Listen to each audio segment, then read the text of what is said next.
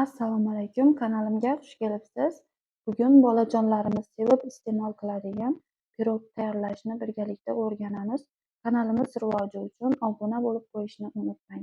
Birinchi bo'lib 350 gramm kefirga 1 choy qoshiq iste'mol sodasini solib chetga olib qo'yamiz.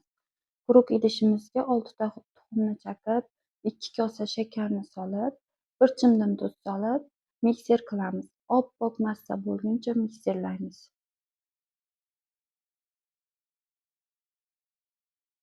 Oppoq massa bo'lgandan keyin chetga olib qo'ygan kefirimizni solib, bir mikser qilib yuboramiz. Juda ko'p mikser qilmaymiz, bir aralashib ketsa bo'ldi. Ketidan 200 ml o'simlik yog'imizni solib, yana bir aralashtirib qo'yamiz.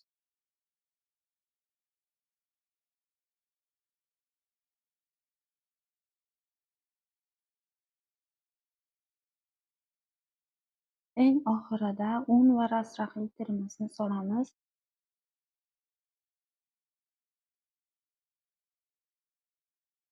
Unimizni hammasini birdaniga solmaymiz.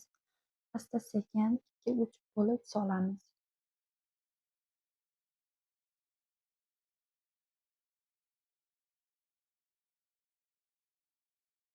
Endi buni yaxshilab aralashtiramiz. Quma-quma bo'lib qolmasligi kerak. Quyuqdan sal suyuq xamir bo'ladi. Qizib turgan pechimizga 170-180 gradusga 30-35 daqiqaga qo'yib pishirib olamiz. Agar xohlasangiz, bu pirogimizning ichiga meva solishingiz ham mumkin. Yong'oq va mayiz solib pishirsa ham bo'ladi.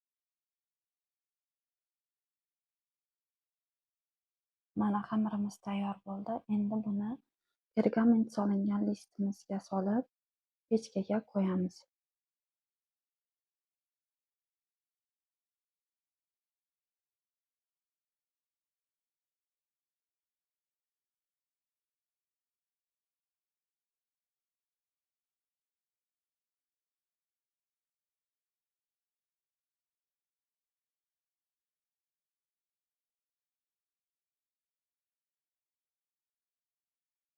Video sizlarga tushunarli bo'lishi uchun montajini iloji boricha tezlashtirmagan holatda ko'rsatib o'tdim.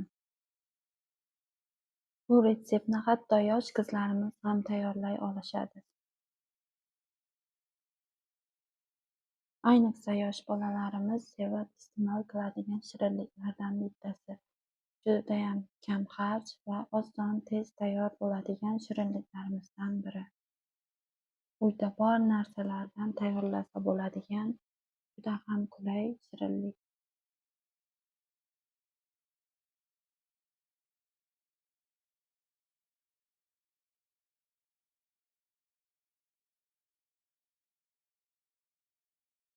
Mana shirinligimiz ham tayyor bo'ldi. Endi uni sovutib, xohlagan shaklda kesib, dasturxonga tortsak ham bo'ladi. Ertalabki choyda juda ham zo'r ketadigan shirinlik bo'ldi. Video sizlarga foydali va manfaatli bo'lgan bo'lsa, obuna bo'lib, layk bosib, izoh qoldirishni unutmang. Keyingi videolarimizda ko'rishguncha xayr, Allohga omonat bo'ling.